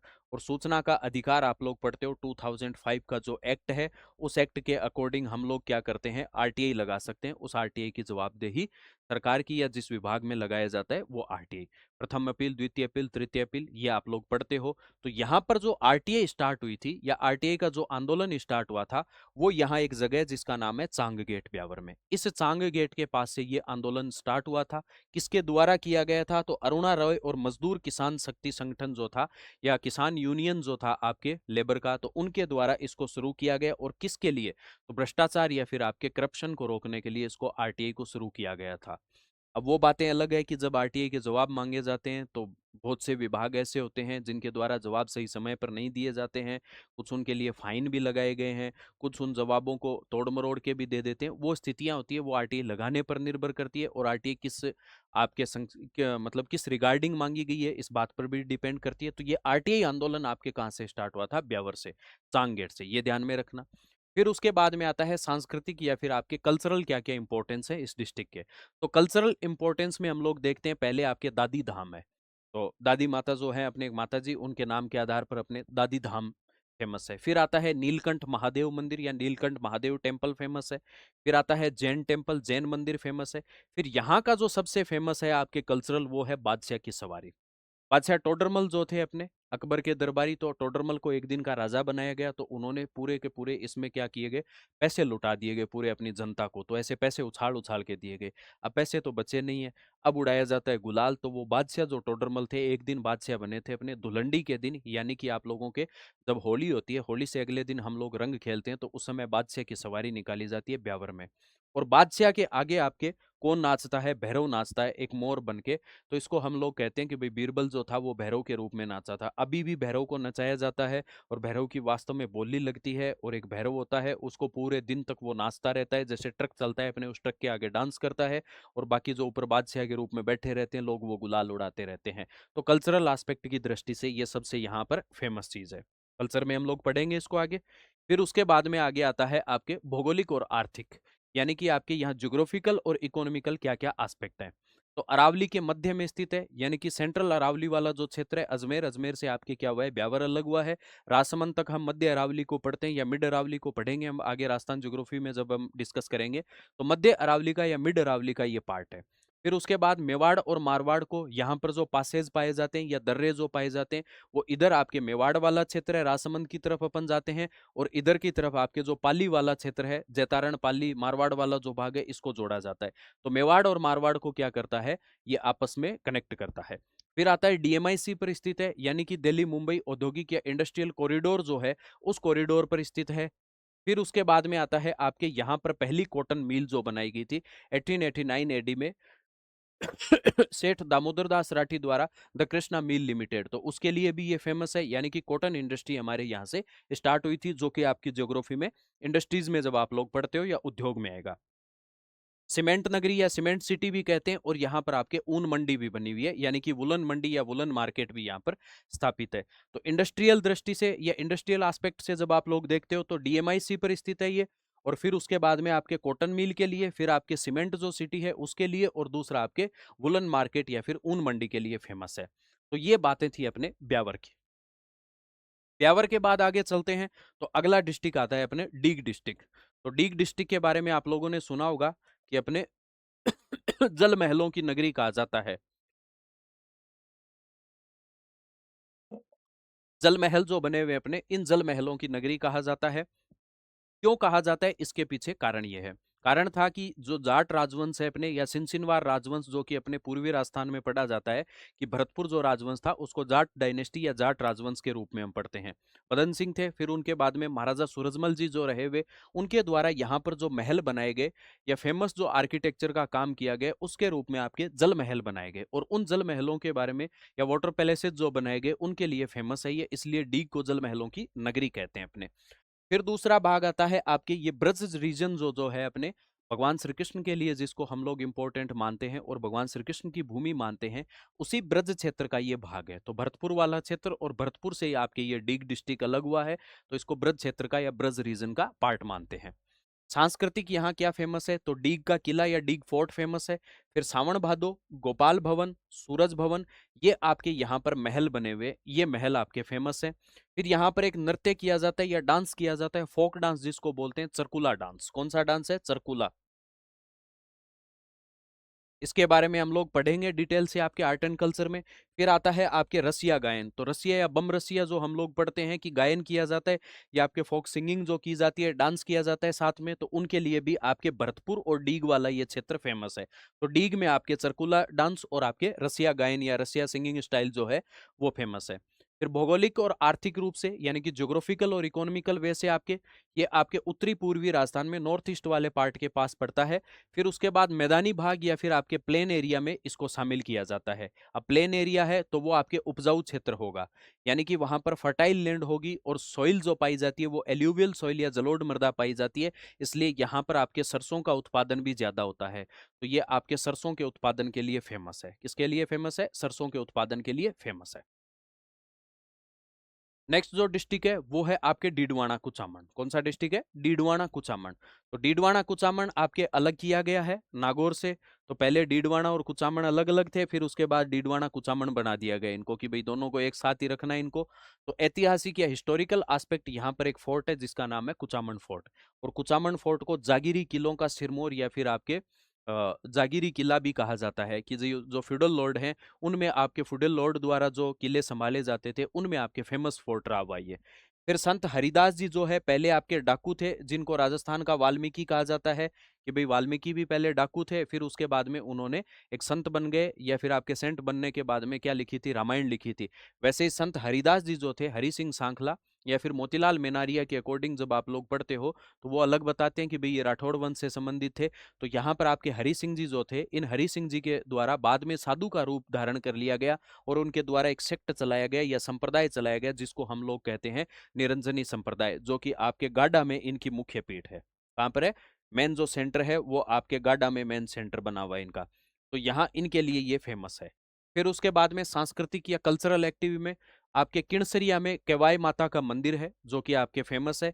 फिर आता है कुचामणी ख्याल, जो हम लोग पढ़ते हैं, फोक ड्रामा जो आप पढ़ते हो, उस फोक ड्रामा में लच्छी राम जी जो वे, उनके द्वारा आपके कुचामणी ख्याल, जिसमें कि आप जोर से गा के साथ में कोई भी आर्ट करते हो या कोई भी ड्रामा करते हो, तो उसे अपने कुचामण के नाम के आधार पर कुचामणी ख्याल, तो लच्छी राम जी द्वारा इसको क्या किया गया, स्टार्ट किया गया। कुचामणी ख्याल। फिर उसके बाद आता है मारवाड़ और शेखावाटी का संगम स्थल, यानी कि मारवाड़ी डायलेक्ट और शेखावाटी डायलेक्ट दोनों जो हैं, उन दोनों डायलेक्ट के बीच का एक या आप कह सकते हो कि एक ट्रांजिस्ट जोन है जो दोनों को जोड़ता भी है और दोनों को अलग भी करता है। और आपके ज्योग्राफिकल एस्पेक्ट से भी मारवाड़ को और शेखावाटी को दोनों को कनेक्ट भी करता है और दोनों को अलग भी करता है। जब हम लोग देखते हैं कि ये जो आपके राजस्थान का जो ये पार्ट है, इस राजस्थान के ऊपर वाले पार्ट में इधर जो आपके ये रीजन है, इसको अपन बोलते हैं शेखावाटी रीजन, जिसमें कि आप लोगों के मेन जो है चूरू, फिर उसके बाद आपके झुंझुनू, फिर उसके बाद में सीकर। और सीकर के जस्ट आपके एडजॉइनिंग में कौन सा डिस्ट्रिक्ट आ जाता है, ये डीडवाना कुचामन। तो इधर जब डीडवाना कुचामन से जाते हैं तो नागौर और जोधपुर वाला क्षेत्र आ जाता है, तो वहां पर मारवाड़ और इधर आपके शेखावाटी। तो दोनों डायलेक्ट या दोनों जो बोलियां हैं उनका भी ट्रांजिस्ट जोन है, और ज्योग्राफिकल एस्पेक्ट से भी ये इनका ट्रांजिस्ट जोन या संक्रमित क्षेत्र है। फिर आता है अगला आपके भौगोलिक और आर्थिक रूप से यहाँ पर क्या क्या इंपॉर्टेंस रहे हुए। मैदानी यानी कि प्लेन एरिया है, प्लेन एरिया के साथ में रेतीला या फिर आपके सैंडी एरिया भी है। फिर आता है अर्ध शुष्क क्षेत्र का भाग है, यानी कि इसका जो वेस्टर्न पार्ट आता है वो मेजरली सेमी एरिड में आपके काउंट होता है। फिर उसके बाद अरावली की जो विच्छिन्न पहाड़ियां, यानी कि अरावली की जो छोटी छोटी पहाड़ियां जो बची हुई है, जिनमें बहुत ज्यादा इरोजन हो गया है और उस इरोजन के कारण अब उनके सिर्फ रिमेन्स बचे हुए हैं, तो वो रिमेन्स या फिर अपने छोटी जो एकदम स्मॉल हिल्स जो होती है, उन हिल्स का जो पार्ट है वो यहाँ पर पाया जाता है। बाकी मेजर जब अपने आगे की तरफ चलते हैं सिक्कर झुंझुनू वाले पार्ट में, तो वहां पर मेजर अरावली हिल्स आप लोगों को देखने को मिलती है। फिर आता है खारे पानी की सर्वाधिक झीलें, यानी कि सैलाइन लेक्स जो आपके पाई जाती है, वो सैलाइन लेक्स मैक्सिमम राजस्थान में जो पाई जाती है वो डीडवाना कुचामन में, पहले हम लोग पढ़ते थे नागौर में पाई जाती थी, अब वर्तमान में अपने कहाँ पर है, डीडवाना कुचामन में है आपके।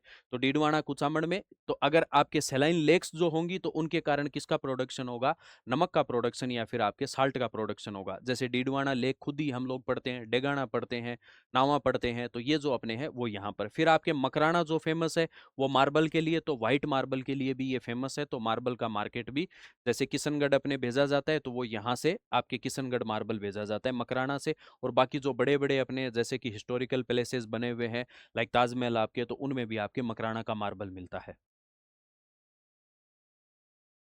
नेक्स्ट डिस्ट्रिक्ट है आपके फड़ौदी, फड़ौदी अपने जोधपुर। अब यहाँ पर एक बात ध्यान में रखना कि आप लोगों के सामने एक छोटा सा डिस्प्यूट चल रहा है, आगे जब हम लोग पढ़ेंगे कि भाई फड़ौदी जो डिस्ट्रिक्ट है उसका एरिया जो है आपके इंटरनेशनल बाउंड्री से क्या टच करता है, तो उसमें मालासर और रायचंद वाला जो दो एरिया है वो आपके टच करते हैं बाकायदा। अब कई बार क्या होता है कि जैसे हम लोग रेफरेंस बुक भी पढ़ते हैं तो उसमें भी कुछ प्रिंटिंग एरर हो जाते हैं, वैसे कुछ जो रिसोर्सेज दिए हुए हैं या फिर आपके कुछ जो बुक्स दी हुई है या कुछ रेफरेंस जो है उनमें गलत दिया हुआ है, जबकि फड़ौदी आपके डिस्ट्रिक्ट है वो टच करता है इंटरनेशनल बाउंड्री को, ध्यान में रखना। तो सबसे फेमस क्या है, पहला आपके हिस्टोरिकल एस्पेक्ट के रूप में कोलूमंड जो है आपके पाबूजी जो है, पाबूजी का जन्म स्थान रहा हुआ है कोलूमंड फड़ौदी, कि लोक देवता हम लोग पढ़ते हैं तो पाबूजी के बारे में, तो पाबूजी का जन्म स्थान यहाँ पर है। फिर लटियाल माता जो है, इन लटियाल माता का यहाँ पर क्या बना हुआ है, मंदिर बना हुआ है, जो कि कौन सी कम्युनिटी की कुलदेवी है या फिर आपके फैमिली डाइटी है, तो कल्ला ब्राह्मणों की कुलदेवी है। किसकी फैमिली डाइटी है, कल्ला ब्राह्मणों की आपके फैमिली डाइटी या कुलदेवी। फिर आता है आपके बेंगटी नाम का स्थान, कौन सा स्थान है, बेंगटी नाम का स्थान या फिर आपके बेंगटी प्लेस जो है, वो हड़बूजी जो रामदेव जी के मौसेरे भाई थे यानी कि कजिन ब्रदर थे, उनका आपके यहाँ पर क्या रहा हुआ है, प्लेस रहा हुआ है, विशेष अपने लोक देवता के रूप में भी पढ़ते हैं हड़बूजी के बारे में, तो उनका स्थान है। नेक्स्ट हम चलते हैं सांस्कृतिक या कल्चरल एस्पेक्ट में, तो यहाँ पर हवेलियां फेमस पाई जाती है, और वो भी कौन सी है, रेड स्टोन या फिर आपके लाल पत्थर की हवेलियां यहाँ पर पाई जाती है। अब उनमें कौन कौन सी हवेली फेमस है, तो पहली तो है आपके सांगीदास की हवेली, कौन सी है, सांगीदास थानवी की हवेली। फिर उसके बाद में दूसरी जो है आपके फूलचंद गोलछा की, कौन सी है भाई, फूलचंद गोलछा की। फ्लोवरचंद नहीं है, ये नाम ही फूलचंद है, तो भाई आप लोग फूलचंद याद रखना। तो फूलचंद गोलछा की आपके जो हवेली है वो फेमस है, क्योंकि हम लोग आर्किटेक्चर में भी पढ़ेंगे आगे हवेलियां जो आएगी अपने, जैसलमेर की हवेली फेमस है, जोधपुर की फेमस है, फड़ौदी की फेमस है, शेखावाटी की हवेलियां फेमस है आपके, तो उनको हम लोग पढ़ेंगे, बीकानेर की हवेलियां फेमस है। फिर आता है आपके कुर्जा पक्षी के लिए फेमस है। अब आप लोगों ने नाम सुना होगा कि एक सैड सॉन्ग या फोक सॉन्ग गाया जाता है, जो कि जिसका आपके बैकग्राउंड या जिसका जो अर्थ होता है वो अपने सैडनेस से जुड़ा हुआ होता है, यानी कि एक विरह गीत। कौन सा गीत होता है, विरह गीत, जिसको हम लोग पढ़ते हैं कुर्जा के माध्यम से, यानी कि कुर्जा को मीडिएटर मान के प्रियसी जो होती है, बिलोविड जो होती है, अपने प्रियतम के पास में एक संदेश भेजती है, और वो कुर्जा जो होता है उसे अपने खिंचन या कुर्जा पक्षी अपने कहते हैं।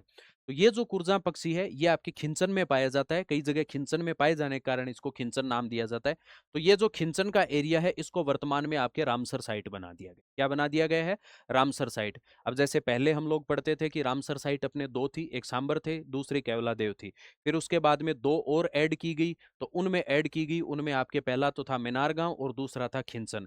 फिर उसके बाद में अलवर की आपके सिलीसेड को भी शामिल कर लिया गया। तो करंट में आपके 5 आपके सांबर साइट ऐड की गई है, या फिर आपके 5 सांबर साइट है राजस्थान में। तो उनमें आपके कुर्जा पक्षी के लिए भी ये सांबर साइट फेमस है, डोमोजाइल क्रेन के लिए। फिर आता है भौगोलिक और आर्थिक यानी कि इकोनॉमिकल और ज्योग्राफिकल एस्पेक्ट से। तो ये आपके थार के मरुस्थल का पार्ट है, और शुष्क क्षेत्र यानी कि एरिड जोन में आता है। एरिड जोन और शुष्क क्षेत्र में आने के साथ में राजस्थान का सबसे हॉट प्लेस है ये। अब जो डाटा चेंज हुए हैं, हो सकता है भविष्य में आप लोगों को जो और डाटा मिले उनमें हो सकता है कि चूरू की जगह इसका डिस्ट्रिक्ट अब बन गया अलग से, तो हो सकता है इसका नाम भी आ जाए। लेकिन वर्तमान तक स्थिति ये है कि सबसे ज्यादा गर्म और सबसे ज्यादा ठंडा यानी कि हॉटेस्ट डिस्ट्रिक्ट और कोल्डेस्ट डिस्ट्रिक्ट जो है वो चूरू है आपके। अब कई बार तो मैं हंसता हूँ, ऐसे मजाक करता हूँ कि भाई ऐसे लगता है जैसे कि ये आपके पृथ्वी है, और पृथ्वी से ऐसे आप लोग चलते हो तो यहाँ पर आपके क्या है, चूरू बसा हुआ है। फिर उसके बाद में सॉरी, ये तो आपके सूर्य है, और यहाँ सूर्य से जब आप लोग चलते हो तो यहाँ पर आपके चूरू बसा हुआ है, और यहाँ पर आपके क्या बनी हुई है, पृथ्वी बनी हुई है। तो यहाँ जब आप लोग देखते हो कि भाई सूरज भगवान जब नजदीक आते हैं तो यहाँ पर भयंकर रूप से चूरू गर्म हो जाता है। फिर थोड़े दूर जाते हैं तो चूरू भयंकर रूप से क्या हो जाता है, ठंडा हो जाता है। ज्योग्राफिकल एस्पेक्ट में अलग चीजें पढ़ेंगे, वहां पर अलग रीजन होते हैं। जब अपने पूरा एक्सप्लेन करेंगे कि राजस्थान ज्योग्राफी में, तब वहां पर चीजें ये वाइड तरीके से अपन पढ़ेंगे। तो यहाँ पर आपके सबसे गर्म स्थान यानी कि हॉटेस्ट पैलेस ऑफ राजस्थान कौन सा है, आपके फड़ौदी। फिर उसके बाद आता है खारे पानी की झील और रण पाए जाते हैं।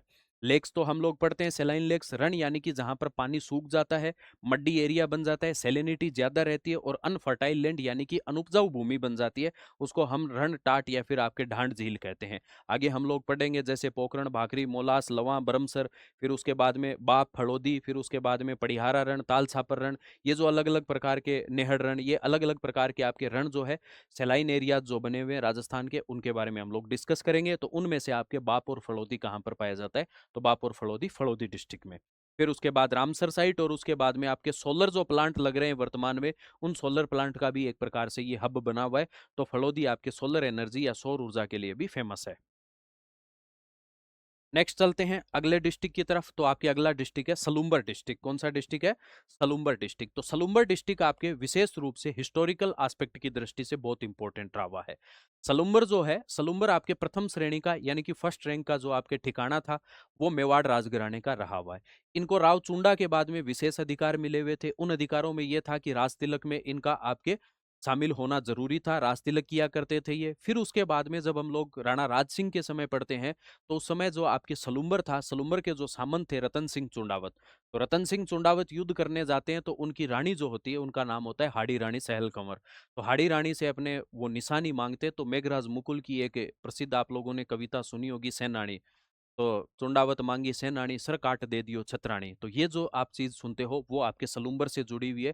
तो ऐतिहासिक या हिस्टोरिकल एस्पेक्ट से हाड़ी रानी जो है, जिन्होंने अपना गर्दन या फिर अपना शीश काट के दे दिया था, बिहेडेड हो गई थी वो अपने, यानी कि कोई सिंबल डोनेट करने के लिए और या सिंबल पहुंचाने के लिए, किसको, तो रतन सिंह चुंडावत को। बाद में रतन सिंह चुंडावत भी युद्ध करते हुए क्या हो गए थे, शहीद हो गए। तो इनकी वीर गाथा के लिए भी ये फेमस है। फिर आता है चावंड जो रीजन है, तो चावंड आपके महाराणा प्रताप की राजधानी रही हुई है, कैपिटल रही हुई है, उसके लिए भी फेमस है। नेक्स्ट आता है सांस्कृतिक या फिर आपके कल्चरल क्या बेनिफिट्स रहे हुए हैं। तो आदिवासी यानी कि ट्राइबल एरिया में आता है। अब यहाँ पर कौन सी ट्राइब्स रहती है, तो भील और मीणा ट्राइब यहाँ पर पाई जाती है आपके, तो ये दो ध्यान रखना आपके। फिर उसके बाद में आता है आपके इडाणा माता का मंदिर फेमस है। कौन से माता जी है? इडाणा माता। इडाणा माता, जो कि आपके अग्नि स्नान के लिए या आपके फायर बाथिंग जिसको बोलते हैं उसके लिए फेमस है। नेक्स्ट आता है नर्मदेश्वर महादेव मंदिर, भी फेमस है आपके यहाँ पर। फिर लसाड़िया आंदोलन, जो कि आपके लसाड़िया मूवमेंट जो चलाया गया था, ये लसाड़िया मूवमेंट जब हम लोग पढ़ेंगे आपके सेंट एंड सेक्ट यानी संत और संप्रदाय, जिसमें कि आपके एक संत हुए हैं जिनका नाम है मावजी। तो मावजी द्वारा जो अपने भील जो थे, उनमें आपके या जनजातियों में क्या किया गया था, रिफॉर्म्स लाने के लिए एक मूवमेंट चलाया गया या आंदोलन चलाया गया, जो कि आपके यहाँ पर फेमस रहा हुआ है, लसाड़िया आंदोलन। फिर आता है आपके भौगोलिक और आर्थिक रूप से। तो यहाँ पर आपके पहाड़ी यानी कि हिली एरिया भी है और उसके बाद में आपके प्लेटू एरिया भी है, जिसमें हम लोग पढ़ते हैं कि जैसमंद झील के पास में जो एरिया पाया जाता है उसको हम लसाड़िया का पठार या लासड़िया का पठार भी कहते हैं, अलग अलग प्रोनाउंसिएशन मिलते हैं अलग अलग जगह। और फिर उसके बाद में यहाँ पर आपके जैसमंद झील है। कौन सी झील है? जैसमंद झील, जो पहले आपके किस में शामिल थी? उदयपुर डिस्ट्रिक्ट में शामिल थी। एक हम लोग जो चीज पढ़ते हैं, जो एरर हम बार बार गलत पढ़ते हैं जैसमंद झील के बारे में, तो जैसमंद झील में हम लोग पढ़ते हैं कि 60 टापू या फिर आपके 7 आइलैंड्स पाए जाते हैं। उन 7 आइलैंड्स में से हम लोग ये पढ़ते हैं कि 2 आइलैंड है, जिनमें पहला तो है आपके बाबा का भांगड़ा और दूसरा है आपके प्यारी। तो इन आइलैंड्स के बारे में आप लोग जो एक गलत फैक्ट पढ़ते हो उसको आप थोड़ा सा सही कर लेना, क्योंकि एच एस शर्मा जो आपके बुक है, यानी कि राजस्थान ज्योग्राफी की जो बुक आती है एच एस शर्मा, उसमें आपके इस बात को कंसिडर किया गया है। मैं इसलिए इस बात को पॉइंट कर रहा हूं क्योंकि आप लोगों के आरपीएससी द्वारा बार बार रेफरेंस बुक को कोट किया जाता है, संदर्भ पुस्तकों को, तो उसी संदर्भ पुस्तक में आपके ये दिया हुआ है कि बागबा का भांगड़ा जो टापू है या आइलैंड है वो सबसे लार्जेस्ट या सबसे बड़ा है, जबकि प्यारी है वो सेकंड नंबर पर है, ना कि सबसे छोटा है। स्मॉलेस्ट आइलैंड प्यारी नहीं है, जबकि सेकंड नंबर पर है। तो इस आप कॉन्सेप्ट को या इस फैक्ट को आप लोग चेंज कर लेना, सही कर लेना इसको। तो जयसमन लेक के बारे में हम लोग पढ़ते हैं, जिसको आपके एक्वेटिक आइलैंड या फिर आपके एक्वेटिक कॉलोनी भी कहते हैं, जलचरों की बस्ती भी कहा जाता है। फिर आता है खनिजों के लिए भी प्रसिद्ध है ये क्षेत्र, सलुम्बर वाला है। यहाँ पर तांबा और अदर मिनरल्स जो यानी कॉपर और अदर मिनरल्स जो मिलते हैं, उनके कारण भी ये आपके फेमस है। फिर नेक्स्ट आता है आपके कोटपुतली और बहरोड। तो कोटपुतली बहरोड के बारे में, तो यहाँ पर आपके ऐतिहासिक हिस्टोरिकल क्या क्या चीजें रही हुई है उनके बारे में, तो प्राचीन आपके बेराट सभ्यता या बेराट सिविलाइजेशन जो रही हुई है उसके लिए फेमस है। फिर आता है आपके मत्स्य जनपद, जो जनपद एरा जब हम लोग पढ़ते हैं तो उस मत्स्य जनपद की आपके राजधानी रही हुई है, जिसको हम लोग कहते हैं विराटनगर। क्या कहते हैं? विराटनगर कहते हैं।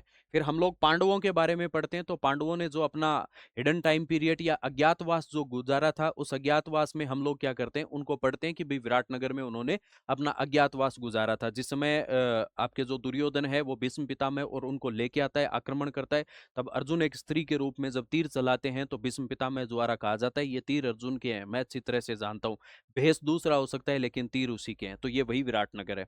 फिर आता है सम्राट अशोक जो थे, उनके जो भाब्रू शिलालेख या आपके स्टोन इंस्क्रिप्शन जो मिलते हैं उनके लिए फेमस है। पीछे आपके एक एग्जाम था उसमें पूछा भी गया था गांव का नाम। फिर आता है आपके नीमराणा का किला और नीमराणा फोर्ट के लिए ये फेमस है। कल्चरल क्या है? यहाँ पर राठ संस्कृति पाई जाती है। कौन सी संस्कृति है? राठ कल्चर पाया जाता है, जो कि आपके हरियाणा से जुड़ा हुआ एक प्रकार से कल्चर है। फिर यहाँ पर बावड़ियां जो है उनके लिए भी फेमस है ये। फिर आता है आपके जो बोली पाई जाती है या डायलेक्ट जो पाया जाता है, वो डायलेक्ट कौन सा है? तो वो है आपके अहिरवाटी। कौन सा है? अहिरवाटी डायलेक्ट पाया जाता है, जिसमें कि आपकी हरियाणवी टोन आती है, नू के कर रहे हो सभाई, तो ये ऐसे वाली टोन जो मिलती है वो इनके साथ में आती है। तो हरियाणवी कल्चर का भी यहाँ पर क्या मिलता है देखने को? प्रभाव मिलता है। फिर आता है भौगोलिक और आर्थिक, तो यहाँ पर अरावली हिल्स आप लोग पढ़ोगे कि अरावली की पहाड़ियां पाई जाती है। डीएमआईसी आपके दिल्ली मुंबई इंडस्ट्रियल कॉरिडोर पर ये स्थित है। फिर यहाँ पे हाई आपके जो ट्रांसपोर्ट कनेक्टिविटी है या उच्च परिवहन क्षेत्र जो है उसमें पाया जाता है, क्योंकि ये डीएमआईसी के मेजर एरिया में आता है और फिर यहाँ अपने दिल्ली से एनसीआर की तरफ से इधर आते हैं अपने, तो वहाँ कनेक्टिविटी ये बनाता है। तो यहाँ पर क्या पाया जाता है? हाई कम्युनिकेशन पाया जाता है ट्रांसपोर्ट के अकॉर्डिंग। फिर उसके बाद इंडस्ट्रीज कौन कौन सी है? तो सीमेंट इंडस्ट्री पाई जाती है और इंडस्ट्रियल जोन जिनमें आपके जापानीज और कोरियाई जोन पाए जाते हैं। जैसे जापानीज इंडस्ट्री या जापानीज जो कंपनियां हैं, जैसे आपके मित्सुबिशी और ये कंपनियां हैं होंडा सियाल, और इनके आपके क्या लगे हुए हैं? तो जापानीज और कोरियाई कंपनियों के यहाँ पर प्लांट लगे हुए हैं। फिर आता है खैरथल तिजारा डिस्ट्रिक्ट। कौन सा है? खैरथल तिजारा डिस्ट्रिक्ट। तो खैरथल तिजारा डिस्ट्रिक्ट के आपके हिस्टोरिकल चीजों में तिजारा फोर्ट जो है मध्यकालीन या मिडाइवल एरा की जो आपकी क्या पाई जाती है? स्थापत्य या आर्किटेक्चर पाया जाता है, उसके लिए फेमस है। तिजारा के जैन टेम्पल है वो फेमस है, जो कि भगवान चंद्र प्रभु को डेडिकेटेड है। किसको डेडिकेटेड है? भगवान चंद्र प्रभु को समर्पित है। फिर आता है आपके अलाउद्दीन आलम शाह का यहाँ पर मकबरा या डूम जो है वो फेमस है। फिर नेक्स्ट आता है कल्चरल और सांस्कृतिक, यहाँ पर क्या है? तो अहिरवाटी जो संस्कृति है हरियाणा के पास वाली, तो वो अहिरवाटी संस्कृति अपने पाई जाती है। जैसे अहिर अपने किन को कहा जाता है? यादवों को कहा जाता है। तो यादवों को अहिर, और फिर उसके बाद में इसको आपके शॉर्ट फॉर्म में बोल देते हैं तो हीर करने लग जाते हैं उनको। ये हीर रांझा वाली हीर नहीं है, ये हीर यादवों वाला शब्द है। तो यहाँ पर अहिरवाटी की संस्कृति पाई जाती है, जहां पर यादव बाहुल्य क्षेत्र और उनका प्रभाव देखने को मिलता है। फिर सांप्रदायिक सद्भावना का केंद्र भी बना हुआ है, तो यहाँ पर ये भी कम्युनल हार्मनी का जो भी आपके एरिया है उसके लिए भी ये फेमस है। फिर आता है क्यों फेमस है उसके लिए, जैसे आप लोग पुराने समय में पढ़ते हो तिजारा के दंगे हुए थे, तो उनके बाद में जैसे कि आपस में सभी मिलजुल के रहते हैं, तो उसके लिए कम्युनल हार्मनी का एरिया या सांप्रदायिक सद्भावना का केंद्र भी है। नेक्स्ट आता है भौगोलिक और आर्थिक रूप से, तो उपजाऊ मैदानी भाग है, फर्टाइल लैंड पाई जाती है यहाँ पर, कृषि प्रधान क्षेत्र है, एग्रीकल्चर प्राइम या एग्रीकल्चर बेस्ड एरिया है। फिर सरसों की आपके यहाँ पर प्रसिद्ध मंडी है, और अनाज की भी यहाँ पर क्या पाई जाती है, मंडी। यानी कि सरसों जो है आपके मस्टर्ड जो है उसका, और साथ में ही आपके अनाज यानी कि फूड जो है अपने, उनके लिए जो भी जितनी भी चीजें बनाई जाती है या जितनी फसलें जो होती है उनका एक बड़ा मार्केट है, तो उन मार्केट के लिए फेमस है। फिर आता है औद्योगिक क्षेत्र, व एनसीआर का हिस्सा है, तो यहाँ पर आपके एनसीआर का हिस्सा बन जाता है, इसलिए इंडस्ट्रियल भी यहाँ पर क्या है, डेवलपमेंट ज्यादा पाए जाते हैं। फिर भिवाड़ी जो है अपने इंडस्ट्रियल डेवलपमेंट की दृष्टि से हम लोग देखते हैं कि काफी आगे है, तो राजस्थान का गेटवे कहा जाता है, या गेटवे ऑफ राजस्थान इसको बोलते हैं, भिवाड़ी को टाइटल दिया जाता है, जो कि वर्तमान में किस में आपके खैरथल तिजारा डिस्ट्रिक्ट में आता है। अब यहाँ तक तो थी अपने डिस्ट्रिक्ट की बात। अब छोटा सा एक ब्रीफ स्टडी अपने देख लेते हैं कि भाई संभागीय व्यवस्था या डिविजनल कंडीशन जो थी वो कैसे लागू की गई, और उस डिविजनल कंडीशन के बारे में हम किस प्रकार से देखते हैं। तो पहले अपने जो मुख्यमंत्री थे या जो सीएम थे 1949 में, जिनका नाम था आपके हीरालाल शास्त्री। हीरालाल शास्त्री जी जब सीएम थे उस समय आपके 5 डिवीजन बनाई गई, या 5 आपके डिवीजन बनाई गई या संभाग बनाए गए। तो उनमें सबसे पहला आपके जोधपुर, फिर जयपुर, फिर बीकानेर, फिर उदयपुर और फिर कोटा। तो स्टार्टिंग में ये 5 डिवीजन बनाई गई। फिर उसके बाद में इन 5 डिवीजन के बाद में 2 डिवीजन और जोड़ी गई। फिर 2 डिवीजन जोड़ने के बाद में आगे 3 और जोड़ी गई, जिनको कैंसिल कर दिया गया। लेकिन बीच में एक टाइम पीरियड ऐसा आता है जिसमें कि डिविजनल कंडीशन आपके क्या कर दी जाती है, समाप्त कर दी जाती है। आप लोग आरएएस में जैसे कि आप लोगों के अलग से अब एक चैप्टर जोड़ दिया गया है, तो इसको वैसे भी ध्यान रखना होगा कि डिविजनल कमिश्नर या संभागीय आयुक्त जो है आपके, उस चैप्टर को अलग से या उनके बारे में जो आप लोग चीजें पढ़ते हो उसको भी जोड़ दिया गया है, तो इसलिए यहां से भी प्रश्न पूछा जा सकता है, तो ये भी ध्यान में रखना। तो 1962 में आपके एमएल सुखाड़िया जो थे, मोहनलाल सुखाड़िया जी जो थे सीएम थे अपने राजस्थान के, तो उनके द्वारा डिविजनल कंडीशन को समाप्त कर दिया गया या एंड कर दिया गया इसका। लेकिन वापस ऐसा टाइम आता है कि आपके 26 जनवरी 1987 को, तो 1987 में वापस सीएम बनते हैं हरदेव जोशी। उनके द्वारा आपके अजमेर को क्या किया जाता है, छठा संभाग बनाया जाता है। तो 6 डिवीजन किसको बनाते हैं, अजमेर को बनाते हैं, यानी कि उनके द्वारा संभागीय व्यवस्था या डिविजनल जो आपके कंट्रीब्यूशन है उसको वापस लागू कर दिया जाता है, या डिविजनल कंडीशन को वापस लागू कर दिया जाता है। फिर उसके बाद में नेक्स्ट आते हैं 7 अगस्त 2023 को। तो यहाँ पर जो अपने स्थितियां मिलती है, तो यहाँ ये स्थितियां, तो अजमेर के बाद में जो अगला जो संभाग बनता है आपके, सबसे छोटा जो संभाग है वो कौन सा संभाग है, तो वो आपके भरतपुर संभाग है। कौन सा संभाग है, भरतपुर संभाग है सबसे छोटा। तो वर्तमान में भी आपके सबसे स्मॉलेस्ट जो डिवीजन है वो कौन सी है, भरतपुर है। तो 7 आपके क्या है, डिवीजन। फिर आता है 2023 की बात, तो रामलुभाया कमेटी और अशोक गहलोत जी जो थे, इनकी सरकार में आपके नए संभाग बनाए गए, नए डिवीजन, पाली, सीकर और बांसवाड़ा, जिनको क्या कर दिया गया, कैंसिल कर दिया गया। फिर कमेटी कौन सी आती है, ललित पंवार कमेटी आती है, या ललित पंवार जो है अपने पहले आरपीएससी के अध्यक्ष भी रहे हुए हैं। फिर उसके बाद में इस कमेटी के आपके सिफारिश भी की गई, और जिसमें कि इसमें कमेटी को लीड करने वाले प्रेमचंद बैरवा जी थे, फिर उसके बाद में मदन दिलावर जी जो थे उनका योगदान। तो यहाँ पर आपके सीएम भजनलाल शर्मा थे, और सिफारिश कौन सी कमेटी की थी, तो ललित पंवार समिति या ललित कुमार कमेटी की आपके सिफारिश थी। पाली, सीकर और बांसवाड़ा, इन संभागों को या फिर इन डिवीजन को क्या कर दिया गया, समाप्त कर दिया गया। तो यहाँ तक ये जो अपने राजस्थान के बारे में कि भाई 41 जो डिस्ट्रिक्ट थे, इनका मेजर या फिर बैकग्राउंड, जब हम फाउंडेशन में जो चीज़ें पढ़ते हैं उनमें हमें ये एक इंट्रोडक्शन पता होना चाहिए, ताकि जब राजस्थान के सब्जेक्ट आप लोग पढ़ते हो तो उनसे सब्जेक्ट में आपको कनेक्टिविटी बनाने के लिए थोड़ा सा इजी और सहज महसूस हो, जिसकी वजह से आपके ये क्या रहेंगे, उपयोगी रहेंगे। तो आज का अध्याय अपने यहीं पर समाप्त करते हैं, मिलते हैं अगली कक्षा में और एक नए चैप्टर के साथ में। तो मैं एक बार फिर आप लोगों को बोल देता हूँ कि इंग्लिश मीडियम वाले जो स्टूडेंट हैं वो इतना चिंतित ना हो, क्योंकि जो बाइलिंगुअल चीज़ें, नोट्स जो है, क्लासेज जो है वो आपको बाइलिंगुअल ही मिलेंगी, आप लोग चिंता मत कीजिए। बाकी हम लोग जैसे कि जिस कल्चर से और जिस चीज़ों से हम लोग पढ़ते हैं, वहाँ पर हमारे द्वारा इंग्लिश पढ़ी जाती है, यानी कि समझाया हमें हिंदी में जाता है, और रिटर्न जो मटेरियल होता है या जो अपने स्लाइड्स या पीपीटी या जो भी होती हैं अपने मटेरियल होता है, स्टडी मटेरियल, उसको हम लोग इंग्लिश में अपने या तो नोट करते हैं या फिर आपको दिए जाते हैं। आप लोग निश्चिंत रहें, मिलते हैं अगली कक्षा में, तब तक के लिए धन्यवाद।